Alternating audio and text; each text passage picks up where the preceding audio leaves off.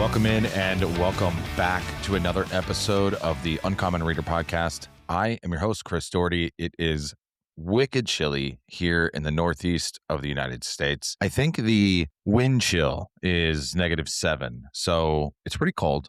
I'm inside, pretty cozy in here. I have a nice warm tea. Go ahead and grab yourself something, get cozy. We're going to talk about books. We're going to talk about a particular book on today's episode. I am through the first 100 pages of My Struggle by Karl Öve Knausgaard. And let me tell you, when you find a book that just pulls you somewhere viscerally and intentionally, maybe unintentionally, but it just does something to you that is so remarkable. And we're going to go through some of the passages that I highlighted, underlined, wrote about in My Struggle, book 1. I am in love with it. I am tracking it.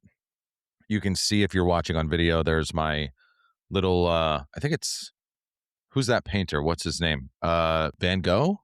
Yeah, I think it's Van Gogh. So got these cool little paper people bookmarks if you're watching the video. If not, just imagine it. Just imagine it. So welcome in, welcome back. Happy to have you all here in a late January edition of the Uncommon Reader. First up, reading update for January. I am not going to finish any books today. So really what I did finish is A Man Without a Country by Kurt Vonnegut. There's going to be a video essay up on my Patreon. It was my first book that I read by Vonnegut. Absolutely loved it. I felt like maybe a biography was probably a great place to start. So, only 145 pages. I read it in a day and a half over my birthday weekend. It was fantastic. It was funny. It was really deep. There was so much meaning in it. And you really just felt like you were talking to Kurt the entire time. It's one of those books where you're sitting there and you just feel like you're having a beer with Kurt Vonnegut. And I think that's probably the best feeling you can have when reading a book, especially a biography of sorts. So really enjoyed that, had a lot of fun with that. And then I also read Last Picture Show by Larry Murtry. That was the kind of official kickoff for the book club this year. It was the first book that we decided to read as a group in the book club, the Uncommon Reader Book Club. You can join, subscribe using the link in the show description over on Patreon to get access to the private community Discord. All of the book club discussions. We're also currently going through our first slow read of the year, which is another book that I'm currently reading, which is The Effingers by Gabrielle Turgit, published by NYRB, translated by Sophie Duvernoy from German, I believe. It is really fantastic. It's an 800-page book. There's about 151 chapters, I think. So they're really short chapters, about 5-10 pages long. Most of them are, 3 to 5 pages, but it's a really, really good book. It's easy to chop through it, a couple chapters each day. And so having a lot of fun with that. I did start reading A King, a Life by Jonathan Eig. I didn't really get through too much of it. I had a busy month this month. In my job, the beginning of the year and the end of the year are really, really busy times. So, that took precedent, obviously. And then it was my birthday. And so I had a lot of family birthdays in January. It was my grandfather's birthday. It was my sister-in-law's birthday. It was my sister's birthday. It was my cousin's birthday, my birthday. So a lot of birthdays in January. And so, that's what we were celebrating. And then I also ended up in the hospital unexpectedly. I had a gallbladder stone, I think is what they're called. And never knew that existed, but that was a pain unlike anything I've ever felt. It was a really shocking, really surprising experience, and has led to some changes in my dietary choices, as well as just, kind of some life choices as well. But yeah, that was wicked. That was something that I just did not expect. Last Picture Show by Larry McMurtry. That was a really good book. If you've read Lonesome Dove, it's nowhere near the 900-page magnum opus that Lonesome Dove is, but it is about 180 pages, maybe 200 pages. And it's about these two guys in a really, really small town, kind of doing nothing, going nowhere town. And everybody knows everybody. And I guess kind of the short and tall of how I would describe that book is it's about dudes who love sex in a really small town. And it's just guys being dudes, for better or worse. It was really well written. Larry McMurtry is so great at character novels and just so great at bringing life to otherwise probably dull characters in real life. The small, mundane slowness of, a small town in Texas, to give color and vivid life to characters like that is a talent, and something that you certainly see in a book like The Last Picture Show, you just get this really small, tight knit community where there's like these small, interconnected small town rivalries. And there's certainly a class system, right? There's the popular girls and the popular guys. And there's kind of like the people that kind of stick to themselves. And, a lot of these all like family owned businesses. It's, if you're from a small town, it's something you can certainly relate to, which I am, and thought that was a really good book. It was something that I've wanted to get to for a while, and happy to kick the year off with that. The Effingers, like I said, it's a long book. It is, again, 880 pages, but it's a book that covers about 60 years, a multi-family generational saga. There's multiple families in it. It's a lot of characters that you're introduced to. It can be a little bit confusing at times to just kind of make sure who you're being introduced to and how long they're in the story. There's a lot of characters, even in the first 200 pages that I've read so far, that I've been introduced to. And I can only imagine how many more over the next, 600 pages that we're going to be shown that are going to weave their way in and out of the story. And so interested to see how that story comes along. Again, that's part of our first slow read of the year for the book club. Something that we're doing intentionally is spending more time with less books, and that's been really exciting. So happy to be doing that. It's been a lot of fun. Yeah, excited to see where that story takes us. And then in March we kick off Underworld by Don DeLillo. That's going to be an exciting one. So if you are interested in still reading some bigger books slower in 2026, you can certainly still join at any time. The list of books we're going to be reading is over on the Patreon. You can go view that. And I think it'd be a lot of fun. If that's something you want to do in 2026, is approach books more curiously, more intentionally, and through a little bit more of a critical lens. So if you've been following me on social media, I've been talking about My Struggle by Karl Öve Knausgaard. It is just really kind of taken me by storm. It's just something that has been so fascinating to read. It's been a lot of fun. It's been visceral. It's been just out of nowhere. There's so much in this book, and the way that Knausgaard writes, I just absolutely love it. And he has immediately shot to the top of my favorite authors list. If you listen to the last episode, I actually had said that I am predicting that he'll win the Nobel Prize for Literature in 2026. It's kind of an out there prediction, but that's kind of what predictions are. They're out there, and you just maybe hope that one or two of them land. So yeah, maybe he will, maybe he won't. I have no idea. I'm certainly nobody when it comes to who does and does not win the Nobel Prize for anything. So if you haven't read any of the My Struggle books or any Knausgaard, I'm going to read you the back of the book, the little excerpt that they give you.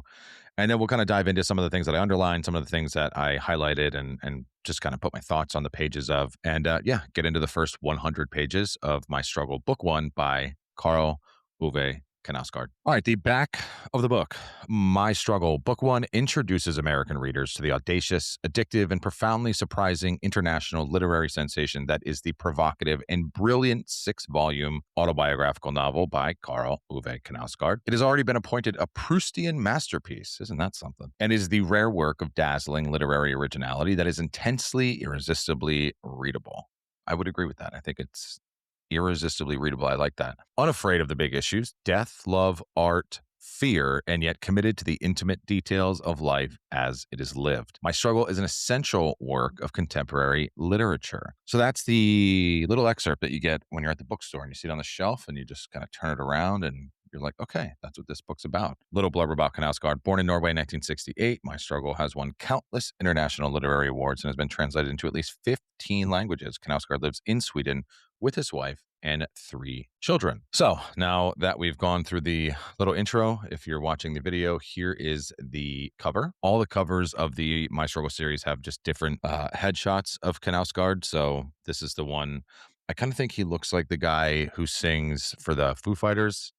Dave Grohl is his name. So just, we don't look anything alike, but I just have to put the book here to get it in the camera. One thing about books for me is when a book on the very first page can just rip you out of your seat, just rip the soul out of your body. That is a book to me that is just going to have all my attention. Anything that I'm reading alongside of it is probably going to get pushed to the side. And that's exactly what happened with My Struggle. So how this is going to work is I'm just going to read some of the things that I highlighted, like I said, and we're going to stop and talk about them a little bit, kind of give some of my thoughts on it. And we're not going to go through every single page, but just some of the stuff that I highlighted and stopped at over the first 100 pages. The first page is just absolutely some of the best writing I have ever come across and absolutely love it. So I'm going to read it and then we'll dig into it a little bit further.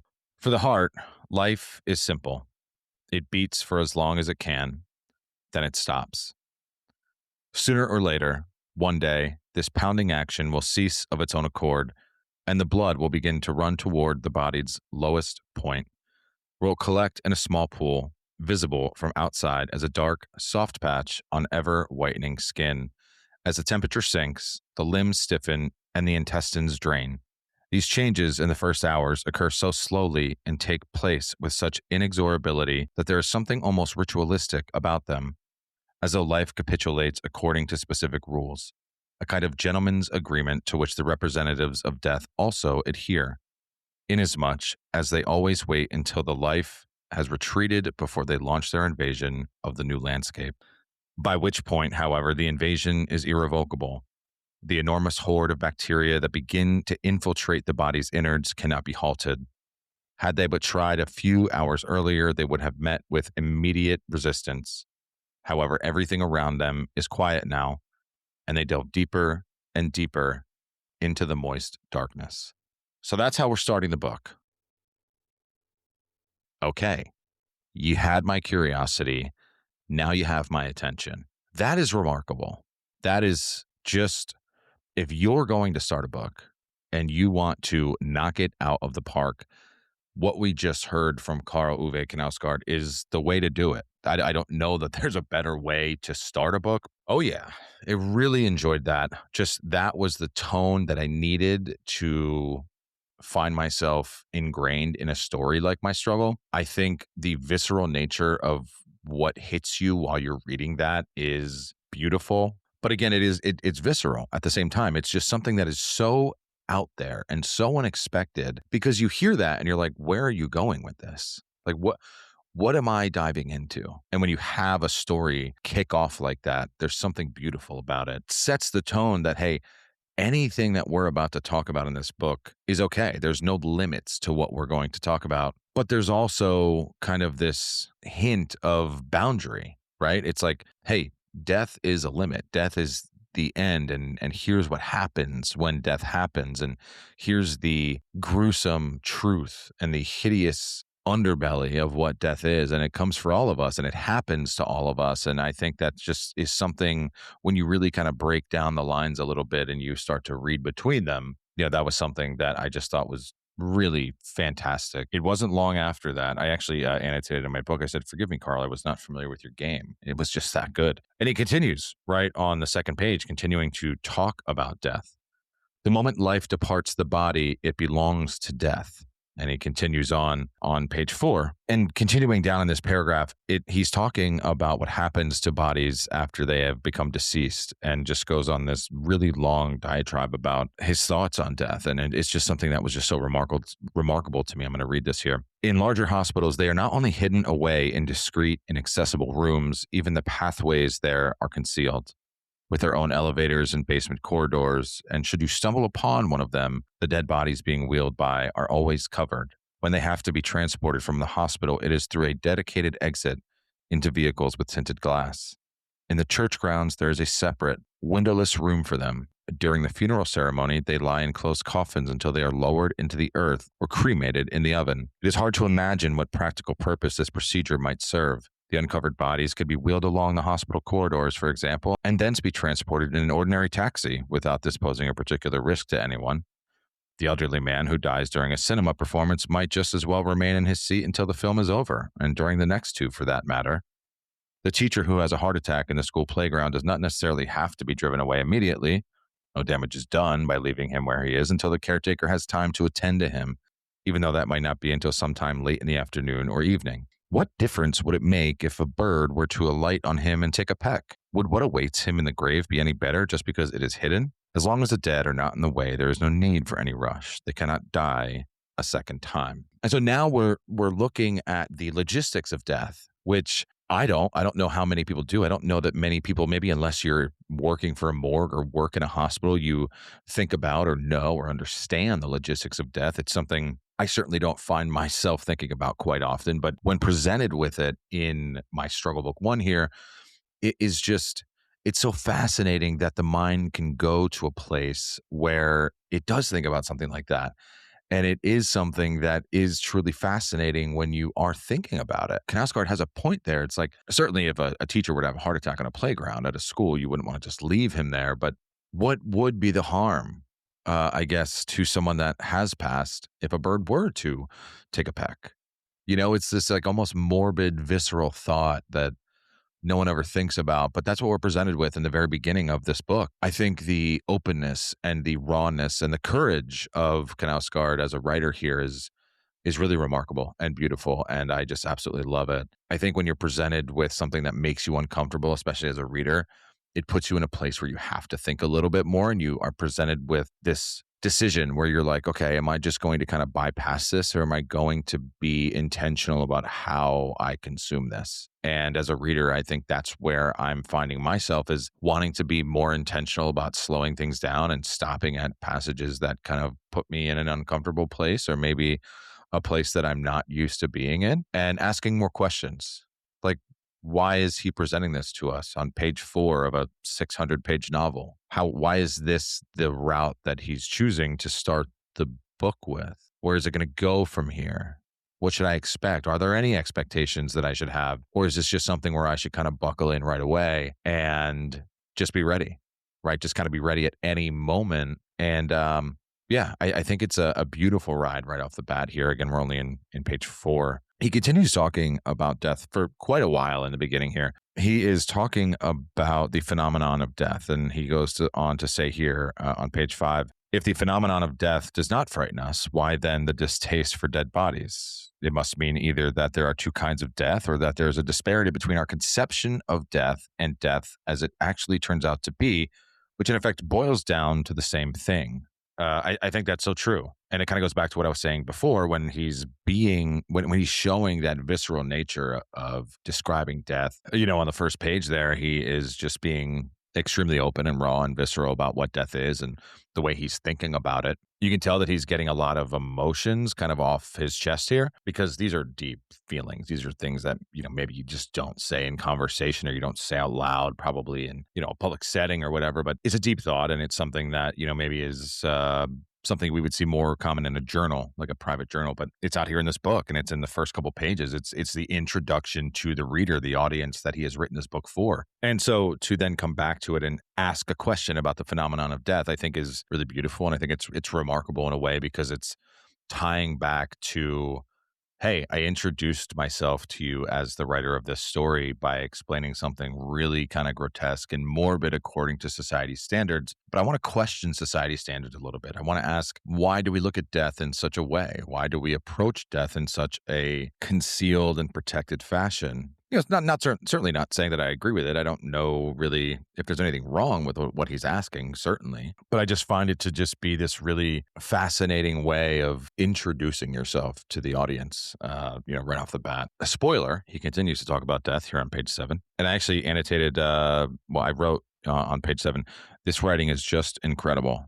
But that's kind of stuff I put in my books. I'm just like really writing down exactly how I'm feeling in the moment. He says here on page 7, a father and his child are killed as the father attempts to pull the child out of the line of fire in a town somewhere in the Middle East, and the image of them huddled together as the bullets thud into flesh, causing their bodies to shudder, as it were, is caught on camera, transmitting to one of the thousands of satellites orbiting the Earth and broadcast on TV sets around the world, from where it slips into our consciousness as yet another picture of death or dying.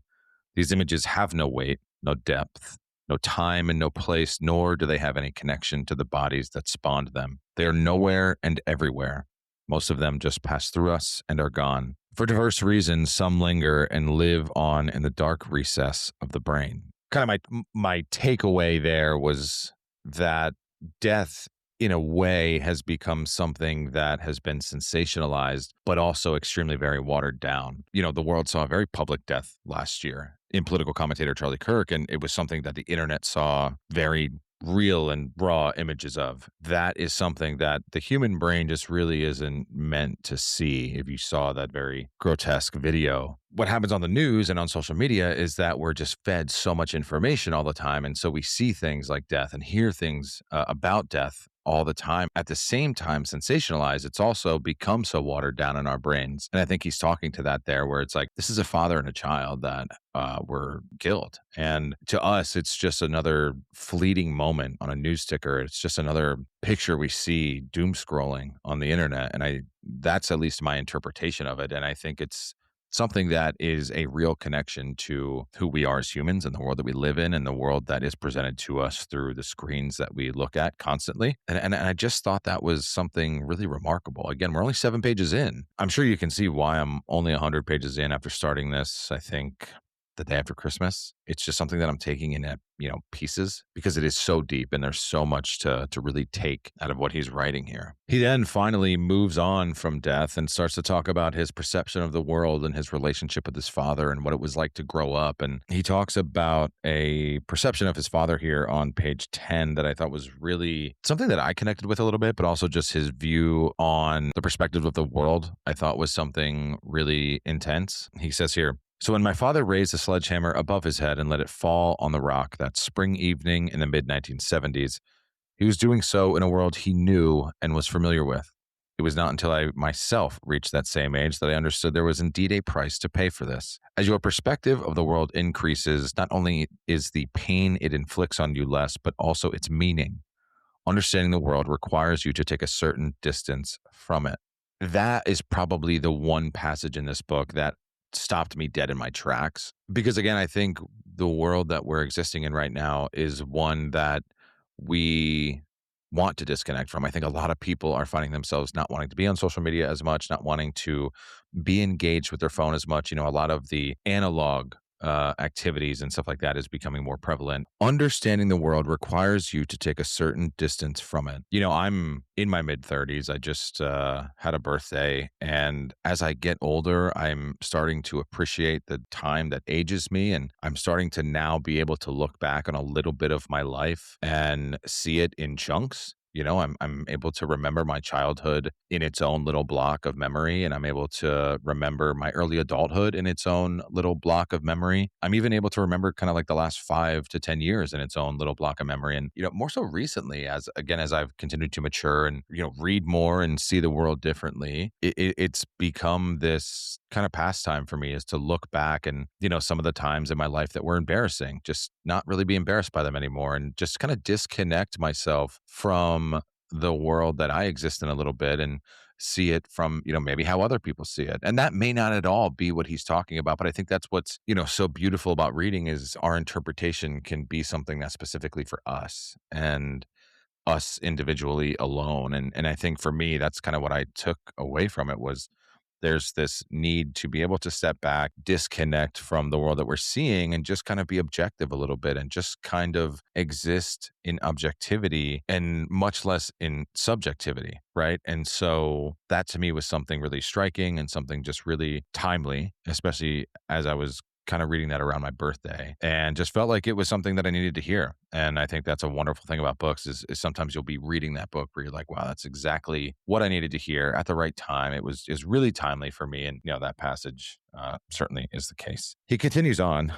meaning requires content. Content requires time. Time requires resistance. Knowledge is distance. Knowledge is stasis and the enemy of meaning. And I think that for me anyway, speaks a little bit to the aging that I'm experiencing. Is as you age, you start to gain a little bit more knowledge and you start to see the distance between knowledge and meaning, and you start to have a little bit of appreciation for both as, separate entities. I really found myself happy to be reading this book at the time that I am reading it because mentally and emotionally and kind of like physiologically, I'm going through a lot of like transformation. I'm seeing things differently. I'm feeling things differently and trying to approach things differently and be, more present in certain situations, but also at times be more disconnected in situations where maybe I would have let my emotions get the best of me or, just trying to be more intentional about the way that I act and react and, speak upon certain things. And so, yeah, I thought that was a really interesting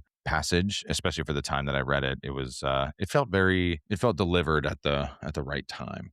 Page 26, he has another absolute remarkable piece of writing. He starts to talk about aging.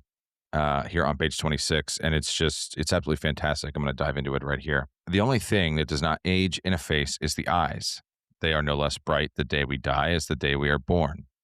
The blood vessels in them may burst, admittedly, and the corneas may be dulled, but the light in them never changes. He continues on, talking about aging and more detailed. All the facial detail is visible. All the traces life has left there are to be seen. The face is furrowed, wrinkled, sagging, ravaged by time, but the eyes are bright, and if not young, then somehow transcend the time that otherwise marks the face. It is as though someone else is looking at us from somewhere inside the face where everything is different. One can hardly be closer to another human soul. Who looks at somebody and, your grandparents, for example, or maybe even your parents, or just someone that is an elder and has lived a long time, or even yourself, you look in the mirror, you look at a picture from when you were a kid to now, and you say, man, everything in that person, in me, has aged except for my eyes. I think there is such an incredible moment there when you're reading that and you're like, wow, that is just a beautiful way to look at aging. But it also can be very sad too. It's like, oh, okay, this is aging. Like, this is life. This is what it does to the body. It's what it does visually to us. It's something that we all certainly think about, right? Like, I think even day to day, there are some people that will look in the mirror and say, ooh, I'm starting to get crow's feet, or I'm starting to get a little bit of a sagging skin here, or whatever. And aging is something we all deal with. It's something that we all have to struggle with. And, we get wrinkly, and, parts of our body don't look the same that they did 5, 10 years ago. And what's beautiful about my struggle is it's such a relatable book because it's something that we all deal with and we all talk about and we all think about. I think where Knausgaard really shines as a writer is not shying away from some of those darker thoughts and feelings that we probably try to suppress as people. He just puts them right out on the page, and it's there for us to face. It's there for us to look at and be like, oh, okay, yeah, that's. So he continues on talking about Rembrandt and some of Rembrandt's paintings. And I thought it was really interesting the way that he is able to use a Rembrandt painting that he saw in a museum and really tie that back to life and how we age and how we look at aging. And so he says here on page 27, so what is depicted here, what Rembrandt painted, is this person's very being, that which he woke to every morning, that which immersed itself in thought, but which itself was not thought, that which immediately immersed itself in feelings, but which itself was not feeling, and that which he went to sleep to in the end for good, that which in a human time does not touch, and whence the light in the eyes springs. There's certainly a maximalist approach to the way that he is experiencing, sharing his thoughts and feelings on aging and death and life and his experiences. Obviously, there's a much simpler, much more direct approach that you could certainly take if you wanted to talk about those things. I do have a lot of appreciation for the way that he does it and think it's remarkable and beautiful and also needed. I think experiences like this and approaches like this are something that I can really appreciate, and hope you guys can too. I think it's something we certainly need more of is more of this kind of like visceral, uncomfortable, getting comfortable with the uncomfortable approach to how we live our lives and how we sit with some of those difficult questions that life has to offer. Page 32, this was something that I personally just really felt really kind of drawn to. Felt like I could print this out, hang it up on my wall, and just be like, yeah, this is me. 100%. I've always had a great need for solitude. I require huge swaths of loneliness, and when I do not have it, which has been the case for the last 5 years, my frustration can sometimes become almost panicked or aggressive. And what has kept me going for the whole of my adult life, the ambition to write something exceptional one day, is threatened in this way. My one thought, which gnaws at me like a rat, is that I have to escape. I'm a little bit over a year into my marriage, and my wife and I have been really intentional over the last year about kind of discovering who we are and who we want to be as spouses and partners to each other, but also who we want to be to ourselves. She has discovered, I think, kind of just through talking, that my alone time is not a punishment to her. It's a gift to myself. And I think that is something that we struggled with as a partnership for quite a while, but intentional communication She has just been so loving and understanding about the time that I need to, decompress or just explore, whether it be through literature or writing, or just, listening to something or watching something even. She's been so supportive. And I think that is wonderful. And obviously extremely thankful to have a partner that is willing to experiment that, because, obviously you could have partners that would, maybe tell you to pound sand if you're like, hey, I'd like to spend more time alone. And it's not even that we spend time alone. Like we spend almost all of our time together. But for example, I'll be on the couch reading and she wants to watch a TV show or she wants to, just doom scroll TikTok. And, that's fine. It's great to have her by my side, while I'm just reading or, doing something else because she has accepted and created a space for me where I'm able to do those things. And that's something that I'm very appreciative of and very grateful for, and certainly hope I tell her enough because it's, I think important to share that, with your partner. There's this part in between the passage I just read and the passage I'm about to read is about 4 or 5 pages, and he talks about becoming a father and finding his wife and kind of the changes that brought to his life and what that did to his desire to be a phenomenal writer. He wants to write something exceptional. And he asks this question. He presents this question on page 36 that I think is something that I think a lot of people think. I don't know that a lot of people think out loud or maybe ask their partner or share with people externally. I don't know if that's the right way to explain that, but he says here on page 36, where does all the mess in our lives come from? I know I can change all this. I know we too can become that kind of family, but then I would have to want it. And in which case life would have to revolve around nothing else. And that is not what I want. I do everything I have to do for the family. That is my duty. The only thing I have learned from life is to endure it, never to question it. He continues on, why duty before happiness? The question of happiness is banal, but the question that follows is not. The question of meaning. When I look at a beautiful painting, I have tears in my eyes, but not when I look at my children.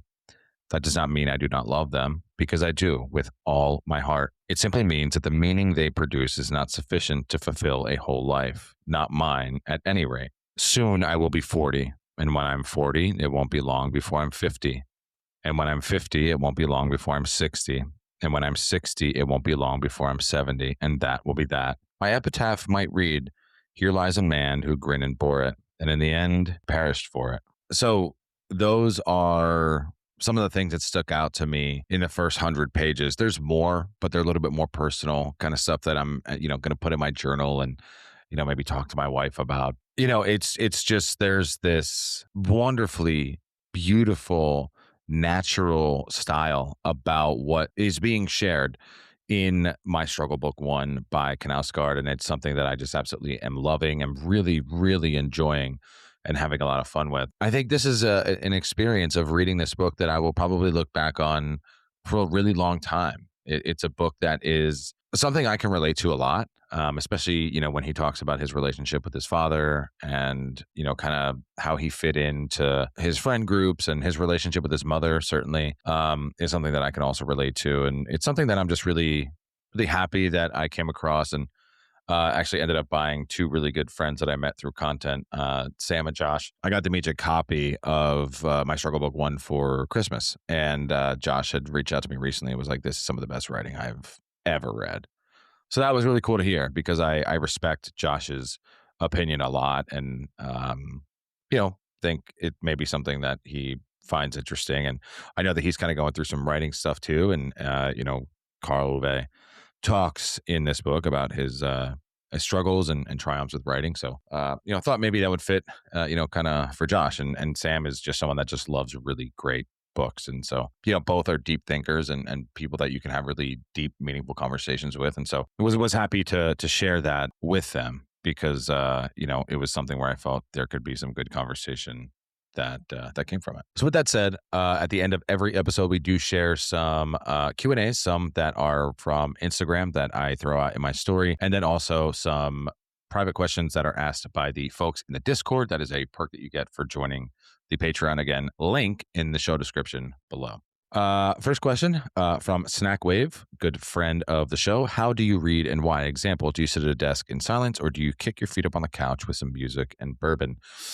I prefer to read in silence. I will read anywhere. I will sit at my desk and read. I will sit in the chairs behind me and read. I mainly read on the couch with my dog, and my dog will sit on my lap. He'll fall asleep.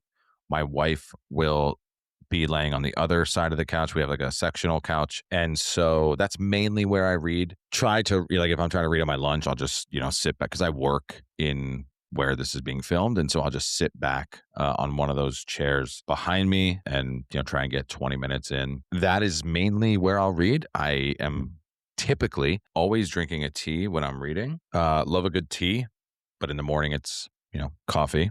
So yeah, that's how I read. This is from Christian in the Discord. How do you read a series, and does it depend on the genre? Do you read them back to back, or do you break them up a bit? I don't really read series. Karl Öve is someone that writes a lot of series books. Is it serial writer if you write series? I don't know. Not that smart, but I don't particularly read series. But like, for example, book one, I will read this and then I'll probably read something else of his or just something else in between to break it up a little bit. I can't just like Harry Potter, for example. Like if I was reading Harry Potter, I wouldn't just read like book one, book two, book three. I wouldn't read it back to back. It's like, I'm like that with TV shows. Like I can't just like pound through seasons. I want to be able to ingest it and think about it and talk about it and, regurgitate those feelings and thoughts through conversation a bunch of times. And then I want to be able to miss it a little bit and kind of come back to it when I do feel that way. All right. We also have some Instagram questions. First question is from good friends of the show, A Port Used Books, fantastic local bookstore in Pennsylvania here that you should absolutely go to. Have you ever read a novel that made you radically alter your beliefs? I mean, we're talking about it, right? Like my struggle book one by Knausgaard is certainly one of those books. I don't know that there's a book that has like radically changed my beliefs. I wouldn't say like radically changed my beliefs. When I read Sleepwalkers by Christopher Clark about the, events that led up to the outbreak of World War One, it completely changed the way I thought about World War One, and it completely changed the way I thought about what caused World War One entirely. So yeah, I think that's probably one. If I could pick one, hopefully, I hope that answers your question. Good friend of the show, Josh Read Books. Anybody hear of him? Anybody know who that is? Somebody might know him. The author you haven't read anything by yet, but will read 2 of their books in 2026. I hope that person is Roberto Bolaño, for sure. 13 or 14 books by Bolaño. I can't say I haven't read a book by Bolaño. I've read Antwerp, which is a series of 56 like fractured kind of connected stories, maybe, but I want to work my way up to 2666, which is his magnum opus. I don't know that I'll do it. I probably won't do it in 2026. There's just so much of his that I want to read. I also started reading Nazi literature in the Americas, which is absolutely fantastic. But I can't say I've read it. So Roberto Bolaño, probably one of the most magnificent Latin American authors ever to live. So that's one that I'll probably, Roberto Bolaño. We got a couple more. This is from Paul Wu on the Discord. What themes or ideas do you keep circling back to in your reading? Is there a type of book you used to dismiss that you've come around on? Okay, so I think those are 2 different questions. So we'll take both. What themes or ideas do you keep circling back to in your reading? Death and life. I am just so enamored by the way people think and the way people approach life and the way people approach death and what that is shown and how it's shown to us in literature. And it's just something that is fascinating to me. The way people think is fascinating to me. The way people choose to live their life is fascinating to me. And so I consistently go back to The Human Condition and books that highlight those in really wonderful ways. Is there a book type you used to dismiss that you've come around on? I call it Sad Girl Lit.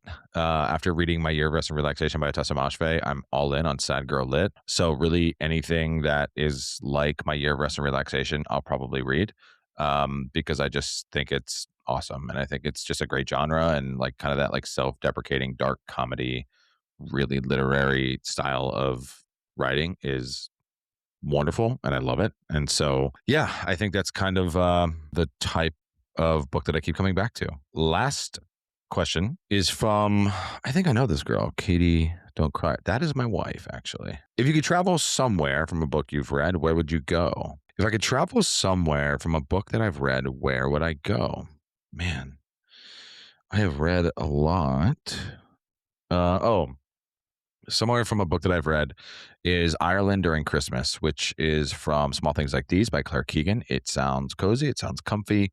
It sounds like a fantastic time, and I would love to be there. My soul belongs in Ireland, I think, and I'm just hoping one day my wife wakes up and says, "Yeah, like, we should just move there." You know what I mean? I think that's kind of where I belong and where I should be.